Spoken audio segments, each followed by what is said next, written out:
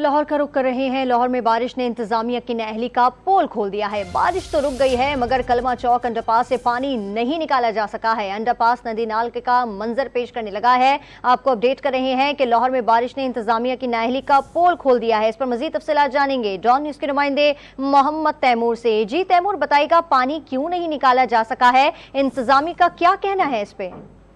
तो लाहौर में आज बारिश हुई है, उसके बाद सूरत हाल इतनी खराब है कि इंतजामिया की कारकर्दगी जो है वो पोल खुल चुका है। वाक़ई इंतजामिया भी इक्का दुक्का जगह पर जो नजर आई है और लाहौर में अक्सर मकामात पर इतना पानी खड़ा है कि आम आदमी का वहाँ से गुजरना भी जो है वो मुश्किल हो गया है। और अभी भी लाहौर में जौहर टाउन में, गुलबर्ग में, करतबा चौक, मजंग समेत दीगर जो मुल्का इलाके हैं, काफी स्टेडियम और उसके अतराफ में इतना पानी खड़ा है कि आम आदमी वहाँ से गाड़ी वाला, मोटरसाइकिल वाला गुजर नहीं सकता। और अक्सर जगह पे देखा गया कि वासा का हमला भी जो है वो मौजूद नहीं है। और आज सबसे ज्यादा जो बारिश हुई है 171 मिलीमीटर बारिश जस्मी चौक और दुल्हन रावी में जो है वो रिकॉर्ड की गई है। और कलमा चौक अंडरपास की सूरत हाल भी ऐसे ही है कि वो भी नदी नाले का मंजर जो है वो पेश कर रहा है और वहाँ से भी पानी अभी तक नहीं निकाला जा सका। अभी तक पानी नहीं निकाला जा सका है। तफसीलात देते मोहम्मद तैमूर, आपका बहुत शुक्रिया।